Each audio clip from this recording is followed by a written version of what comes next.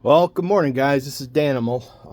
This is going to be a update on the motorhome on the slide out. Trying to figure out. I've got it adjusted now, where both sides are coming out even, and that's looking pretty good. But in the process of doing that, I found another problem. There is some. Let me pull them over here where we can get a picture of them a little better. There are some what they call, I'm going to call them wear bars. They call them, they're all kinds of different names. But they fit up underneath the rail in between where the two sections fit together.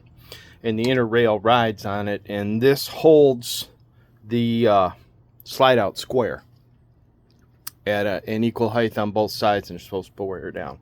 Well, mine apparently have decided to give up the ghost. So here they are. I'm going to show you a picture. Alright, this is what they look like. And there's supposed to be a little button here on top. They actually fit up through the frame, and I'll show you that when we get under there. But this is just a good idea to just show you what we're looking at, what used to be there. Which, by the way, I can't find anywhere. I've contacted Thor, who makes the coach. They can't help me. Not available. I've gone to Tiffany. They can't help me. They say they need a part number, which I don't understand because they're the parts people.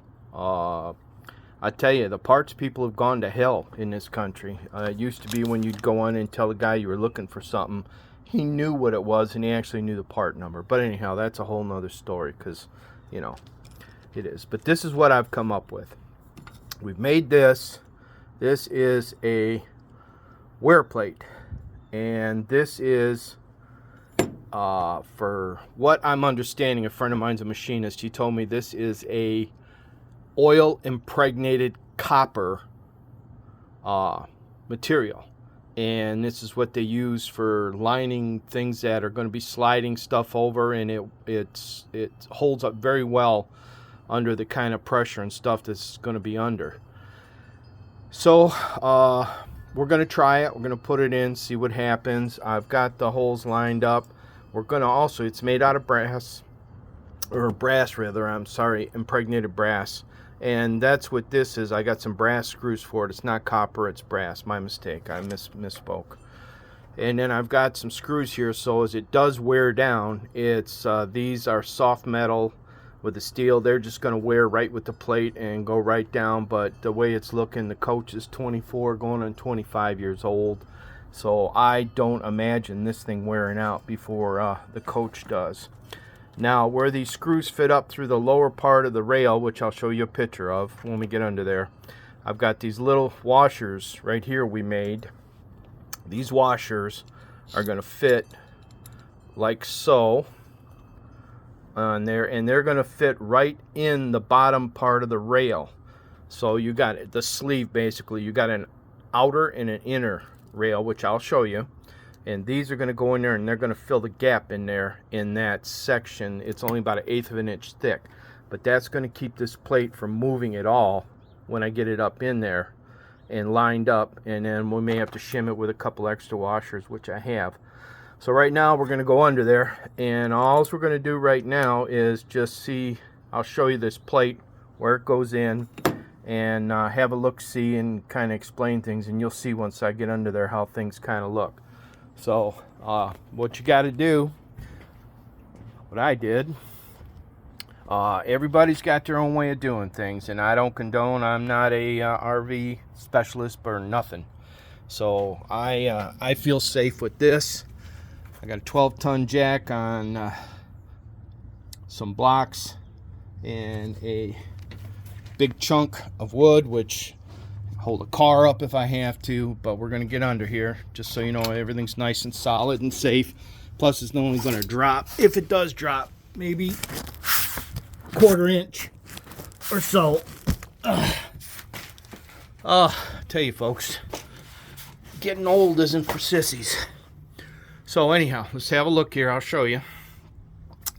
Up under here is where our 2 screws are going to go in, so I've got to put the plate in through here and line the holes up Now I've jacked it up and you can see my gap there.